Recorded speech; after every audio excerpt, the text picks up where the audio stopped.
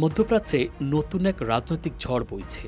ইরানের পক্ষ থেকে তুরস্ক, সৌদি আরব এবং পাকিস্তানকে নিয়ে একটি ইসলামিক সেনাবাহিনী গঠনের প্রস্তাব এসেছে। এই প্রস্তাব শুধু একটি সামরিক জোট নয়, এটা হতে পারে মুসলিম বিশ্বের ঐক্যের নতুন অধ্যায়, যা মধ্যপ্রাচ্যের বহুদলীয় সংঘাতের চিত্র পাল্টে দিতে পারে। ইরানের উচ্চ পর্যায়ের নেতা মোহসেন রেজাই বলেছেন, মধ্যপ্রাচ্যের বর্তমান পরিস্থিতি অতিমাত্রায় জটিল এবং সংঘাতপূর্ণ।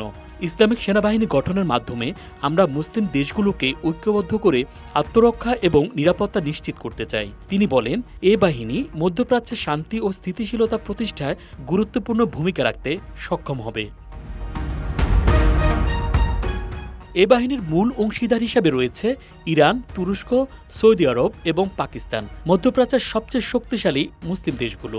ইরান রাজনৈতিক ও সামরিক প্রভাব বিস্তারে আগ্রহী, বিশেষ করে শিয়া মুসলিম বিশ্বের নেতৃত্বে।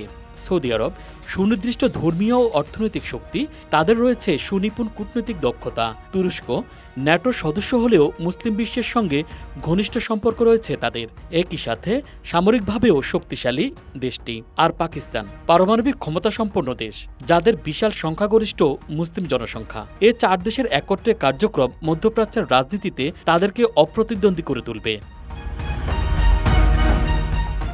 বিশেষজ্ঞরা বলছেন, এই বাহিনী গঠিত হলে তা মধ্যপ্রাচ্যের সংঘাতকে নতুন মাত্রা দিতে পারে।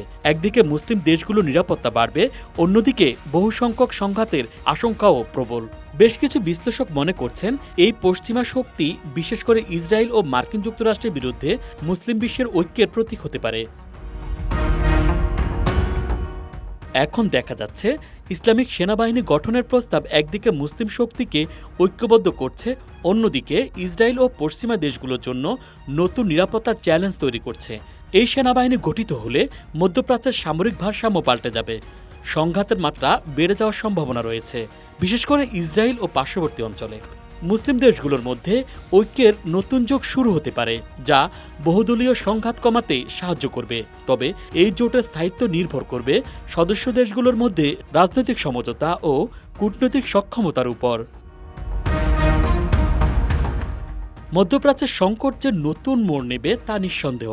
ইরানের নেতৃত্বে তুরস্ক, সৌদি আরব ও পাকিস্তানের যৌথ ইসলামিক সেনাবাহিনী গঠনের প্রস্তাব সেই মোড়ের এক বড় উদাহরণ। এবার দেখতে হবে বিশ্বের রাজনীতির খেলা কিভাবে এগোয় এবং এই নতুন জোটের কারণে মধ্যপ্রাচ্যের ভবিষ্যৎ কেমন হবে। Dhaka express desk report.